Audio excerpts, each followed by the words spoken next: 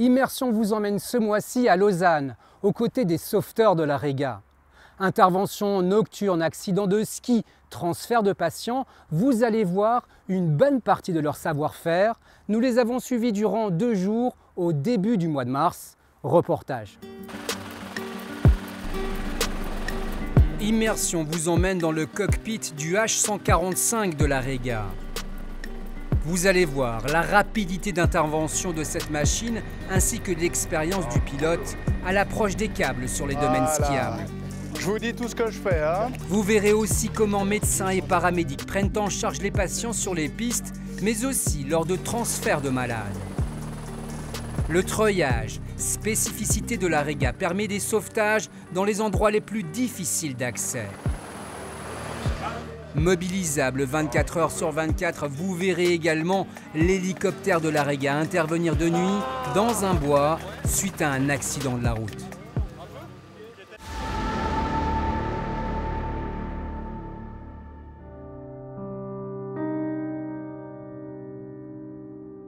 En bordure d'autoroute, au nord de la ville de Lausanne, l'une des 14 bases suisses de la Rega. Ici, 24 heures sur 24, 7 hélicoptères est prêt à intervenir en moins de 15 minutes, sur terre, lac et en montagne, sur le canton de Vaud, mais aussi sur 5 autres cantons limitrophes, dont Genève. Nous sommes le samedi 5 mars. L'équipage de garde est composé de Stéphane, le paramédic, Werner, le pilote, et Magnus, le médecin. La matinée a été calme, aucune intervention. Dans l'après-midi, l'équipe décide de sortir s'exercer au treuillage.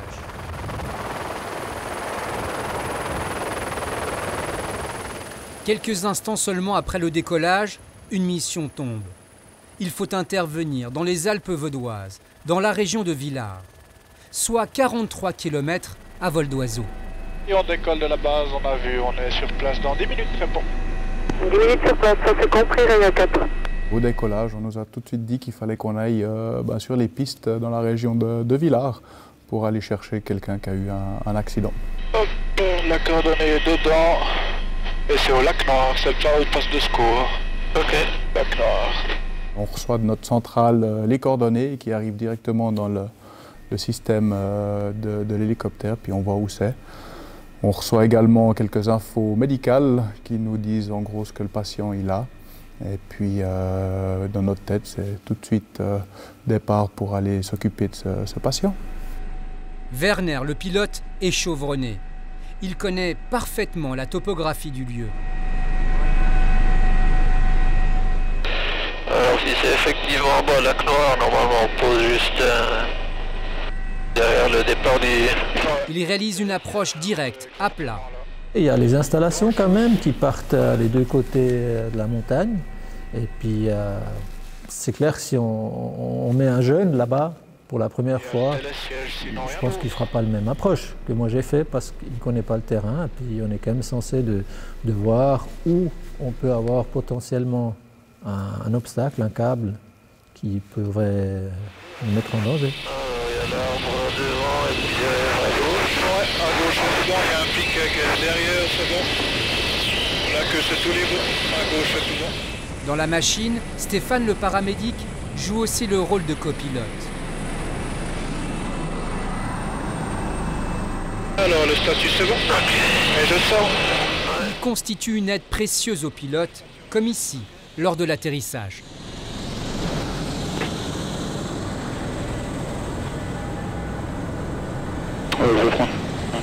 Le vol a duré 14 minutes.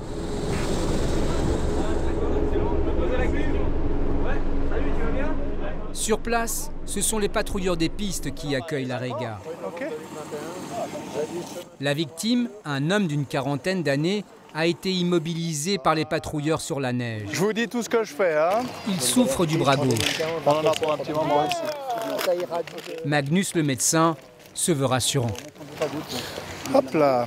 Personne qui a chuté, qui s'est fait mal à l'épaule ou à la clavicule. Donc d'emblée, on est plutôt rassuré. On arrive à avoir en contact avec lui assez rapidement.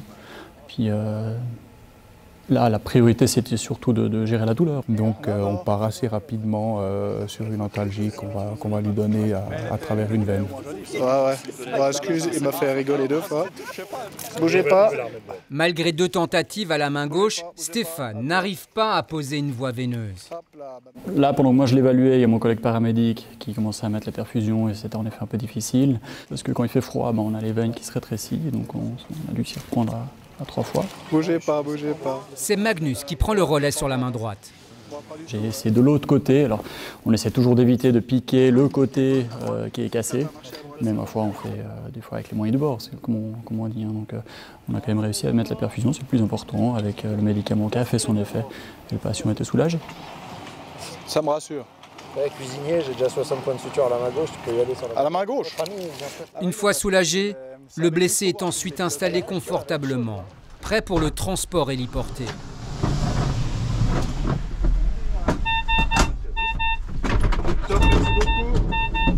Merci messieurs, ceux que je revois pas. Moi j'arrive, vous inquiétez pas, vous allez me revoir. Je sais pas qui a parlé.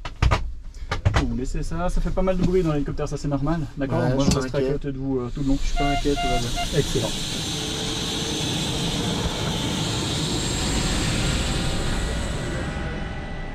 Réga de Réga 4, on a décollé de Breteuil pour Réna. Le skieur est emmené à l'hôpital de Réna, à proximité de Villeneuve, à 13 km à vol d'oiseau du lieu de l'accident. Réga 4 de Viva. Salutations, on pose dans 3 minutes à l'hôpital de Réna, répond. Il n'aura fallu que 5 minutes pour atteindre le toit de l'hôpital. Mais justement, vous avez fait quoi?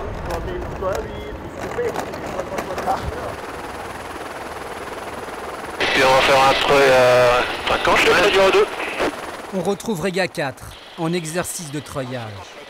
Un outil indispensable pour les sauvetages en forêt ou sur les reliefs escarpés. Et je vais venir un peu comme ça. Ouais. Sur le patin de l'hélicoptère, Stéphane, le paramédic. À l'intérieur de la machine, Magnus, le médecin, a enfilé son harnais. Et il est prêt à sortir. Je peux le sortir. Je le sors. Une fois qu'on me donne moi le feu vert, je vais m'approcher ensuite de la porte qui est donc ouverte, et puis je vais m'accrocher au treuil, on débranche la longe, et puis ensuite c'est le paramédic qui va me descendre. Et il est déjà prêt à descendre. Ouais. C'est parti pour une descente de 70 mètres jusqu'au flanc de la montagne, parsemée de sapins. Moi je suis à la cible maintenant.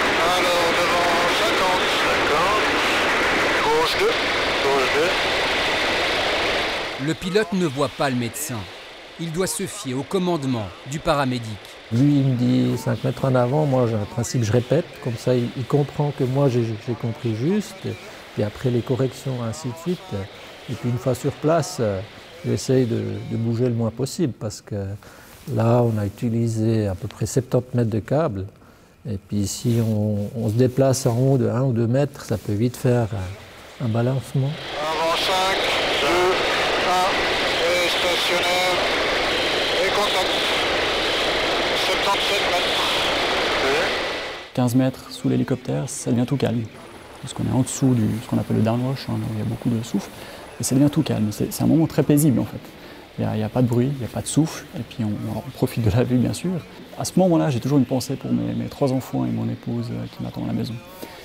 De nouveau, c'est pas une peur, c'est juste que voilà, c'est un moment qui est quand même très particulier. Puis je pense toujours à eux, puis je me dis, voilà, je suis pendu à ce câble, et puis, mais ensuite, dès qu'on s'approche du sol, bien sûr, voilà, c'est reparti, on est en mode 200% de concentration. En 2022, la Réga de Lausanne a réalisé 88 treuillages. L'hélico à 8 heures. Ouais. Exercice de treuillage terminé, retour à la base, où l'équipe se prépare à passer la nuit, prête à intervenir à tout moment.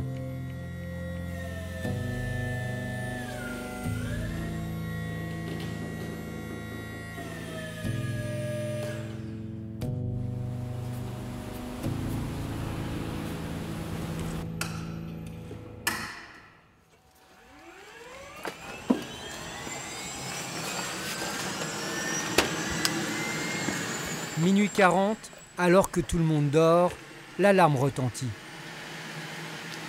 On reçoit l'appel, c'est noté que c'est un accident de voiture avec 6 personnes blessées. Et voilà, on n'a pas beaucoup plus d'informations. On sait que c'est assez proche d'ici, 5 minutes de vol. En moins de 10 minutes, l'hélicoptère décolle. Près d'un quart des interventions de l'AREGA se déroulent de nuit.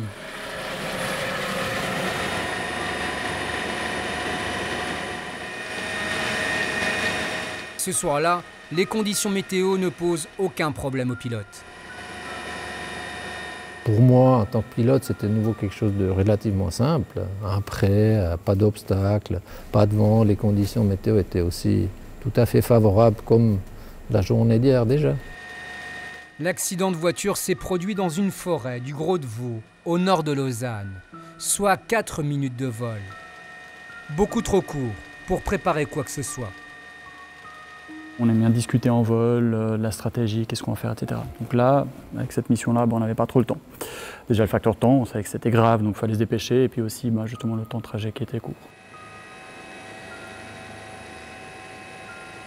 Le pilote pose la machine dans une clairière, à l'orée d'un bois.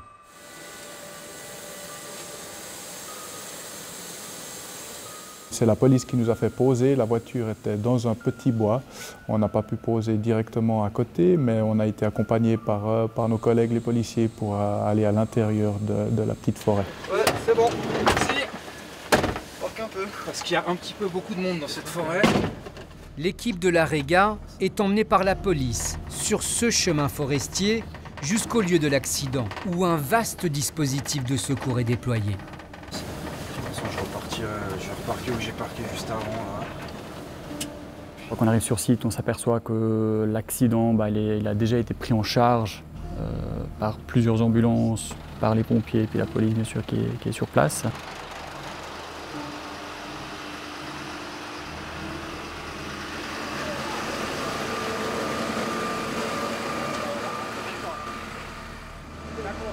L'impact a été violent.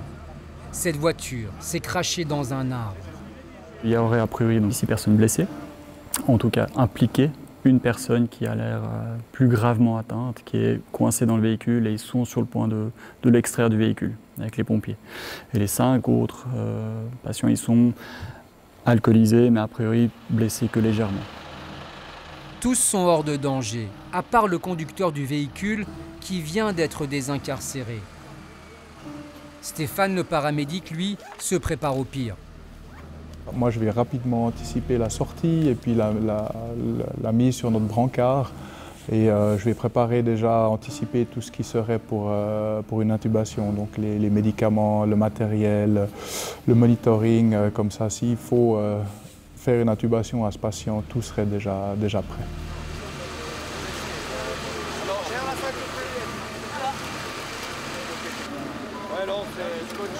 Pour Magnus, le médecin, les conditions de travail sont très difficiles.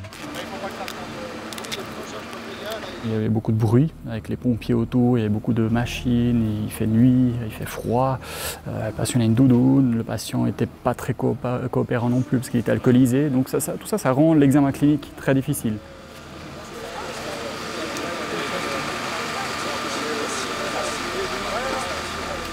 On avait surtout l'impression qu'il était surtout alcoolisé, qu'il a eu un gros trauma crânien, et puis qu'il avait des fractures des membres, des jambes.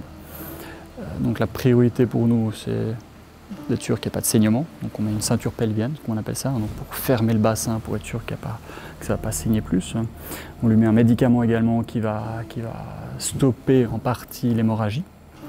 Et puis ensuite, il faut décider s'il y a besoin de l'intuber, donc de le plonger dans un coma artificiel pour protéger les voies aériennes, pour être sûr qu'il reçoit assez d'oxygène et protéger le cerveau.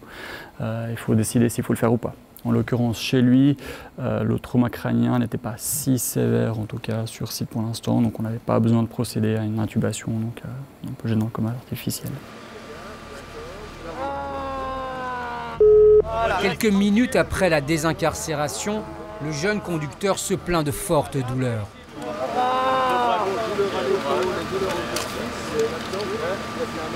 Non, mais c'est pas, ça me poigne, bordel. Suite à l'extraction du véhicule, il commençait vraiment à s'agiter, à se plaindre de douleur, justement, surtout aux jambes, a priori, donc là où il était incarcéré. Donc ça aussi, c'est l'autre priorité, bien sûr, c'est notre travail, c'est de soulager la douleur. Donc là, on lui met un médicament puissant contre la douleur. Ce qui a aussi un effet que ça va diminuer son état de conscience, donc qui rend notre évaluation, notre contact avec le patient, il sera un peu plus délicat. Stéphane, ouais, kétamine. Il faut maintenant exfiltrer le jeune patient vers l'hôpital cantonal, le CHUV, le plus vite possible. Soit on le met dans une ambulance et puis on roule jusqu'à l'hélicoptère, soit on le met dans l'ambulance, on roule jusqu'à l'hôpital, soit on l'amène à pied jusqu'à l'hélicoptère. Donc on a décidé d'y aller à pied parce qu'au final la situation était stable, on avait le temps de faire ça de cette façon. Je baisse un peu comme ça. Je baisse. Pas trop, hein. Stop, on est dos. Allez, à 3 on y va. 1, 2, 3. Je vois pas la tête, c'est bon, moi je vois la tête, c'est triangle, max. Voilà. Vous prenez la planche avec? Oui, ouais, on prend la planche avec. Juste où tu fermes, je sais pas. Je t'ai mis aux 2 minutes. Hein. Tu mets pas l'autre? Ouais, ah, mais non, c'est bon. Par là-dessus.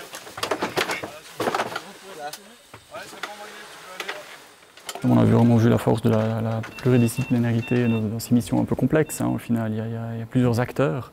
Et je pense qu'il y a une très bonne collaboration entre l'équipage de la Rega, les ambulanciers, le SMUR, police, pompiers. Donc on a une collaboration, une sorte de symphonie qui se crée au final, au milieu de la nuit, dans une forêt. Et puis on voit que ça fonctionne bien.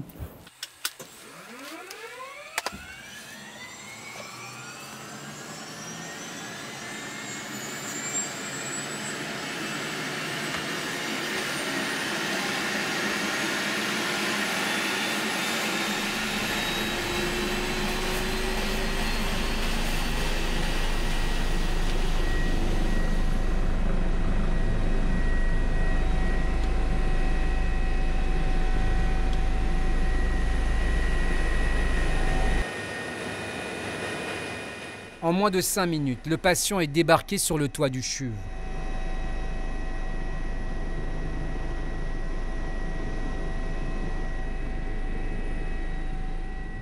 Après une batterie d'examens, les nouvelles sur l'état de santé du jeune conducteur sont rassurantes. Son bassin a été cassé et il souffre de multiples contusions.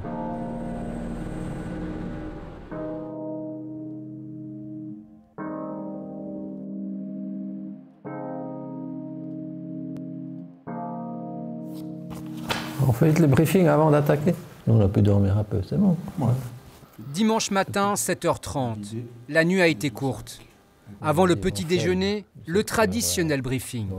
Il y a du brouillard sur le plateau, alors Granges, Berne et tout ça, c'est pas terrible. Mais ici, Payerne, Genève, c'est bon. À la Rega, les médecins tournent toutes les 24 heures. Ce matin-là, c'est Aldo, médecin anesthésiste de 36 ans qui prend le relais. Il est fraîchement engagé depuis le mois d'août. Voilà. Des questions ou bien... Après une matinée sans intervention, tout s'accélère à 13 heures. L'alarme a été donnée par le 144.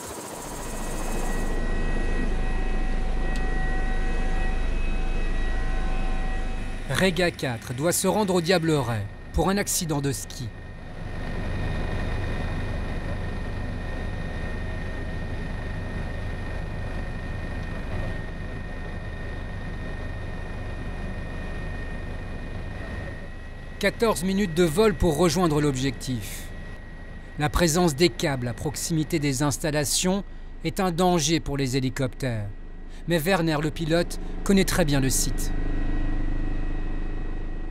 C'est une place que j'ai déjà posée pas si longtemps en arrière, alors ça aide beaucoup et puis ça facilite aussi, et puis ça fait qu'on est encore plus rapide sur place parce qu'on n'a pas besoin de faire une ou deux reconnaissances pour voir qu'est-ce qu'il y a comme danger. Sur place, les lieux ont été sécurisés par les patrouilleurs. Je vous laisse auprès de mon collègue juste là, c'est lui qui a fait le bilan primaire. Avant, vous n'arriviez pas à plier, on est d'accord? J'arrive à plier, mais ça faisait vachement mal. Okay. Alors je vais chercher la nôtre, parce qu'on va mettre la nôtre, d'accord? La skieuse, une femme d'une 50aine d'années, est consciente. Les premières impressions sur son état sont rassurantes. elle souffre du genou droit. On voit une patiente qui est allongée dans la luge des patrouilleurs, qui est souriante déjà quand on pose, donc ça nous soulage déjà d'emblée. Super. Tu penses qu'on arrive à la mettre assise ou pas? D'accord. Madame, je vais juste mettre une main sous votre genou, comme ça je peux tenir à votre jambe. Voilà. Ça va pour vous comme ça? L'équipe va maintenant préparer la patiente pour le transport. Okay, le genou un tout petit peu plié, ça aide ou pas du tout? Je sais pas, ça fait des monstres lancés là. Si j'appuie un peu comme ça, c'est mieux? Là, c'est mieux? Il leur faut d'abord lui sécuriser le genou à l'aide d'une attelle gonflable. La douleur? Ça va. On touche à rien? Ça va. Alors on touche à rien? On touche à rien, ouais. C'était pas de médicaments, donc on s'est concentré vraiment sur la mobilisation, pour la transférer sur notre civière, et puis après de bien immobiliser sa jambe, de la positionner correctement et l'amener à l'hôpital le plus proche pour ce genre de traumatisme. Ça va très bien comme hôpital pour ce oui, genre non, de blessure. C'était juste le CHUV, c'était plus près de la maison. Ouais, je sais. Mais de toute manière, vous passez, puis probablement que c'est déjà la règle. On lève. 1, 2, 3, on lève. On fait attention les antennes. On va poser la tête sur le brancard. Les patients gravement touchés sont systématiquement héliportés vers l'hôpital cantonal. Ici, aucune inquiétude pour cette patiente. Voilà. Elle est transportée au plus près, vers l'hôpital de Villeneuve.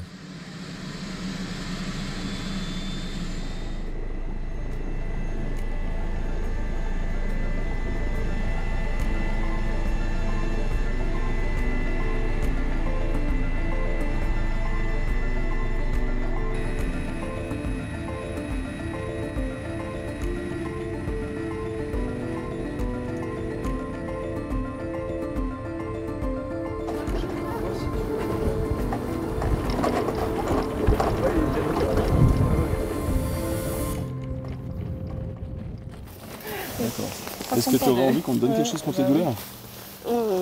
Jusqu'en fin d'après-midi, Rega 4 est intervenu 2 autres fois sur le domaine de l'Aisin pour des accidents de ski similaires, sans gravité. Les 2 victimes ont été héliportées vers l'hôpital de Villeneuve. Oui, c'est tout bon pour moi. En 2022, la base de Lausanne est intervenue 75 fois pour des accidents de ski. Retour à la base pour Rega 4.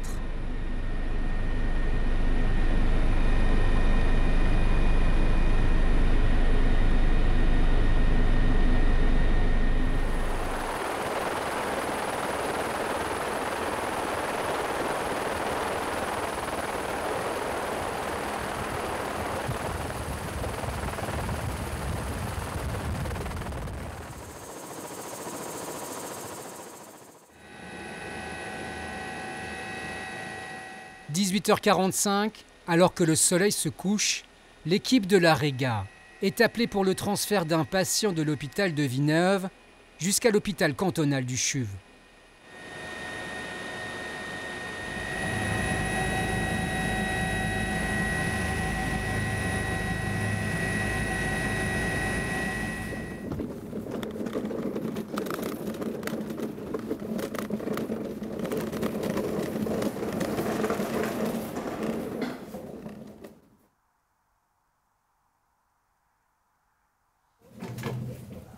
Le patient souffre de problèmes au cervical, mais son état est stable.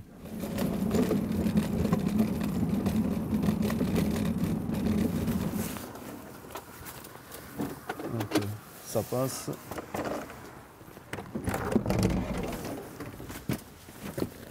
Je vous l'oxygène, Stéphane.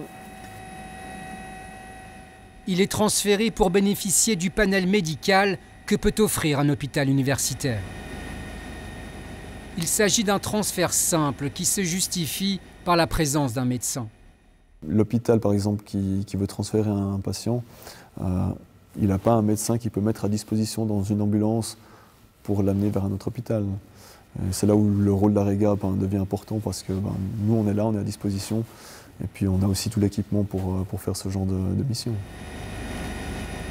La plupart du temps, les transferts opérés par la Rega concernent des patients instables, voire difficiles à prendre en charge. Ça peut être des transferts de patients de soins intensifs à soins intensifs avec un équipement, un gros équipement médical. On a vraiment des transferts qui peuvent être très simples comme très compliqués au niveau médical. Plus de la moitié des interventions de la Rega de Lausanne sont des transferts d'hôpital à hôpital. En 2022, Rega 4 en a effectué près de 500.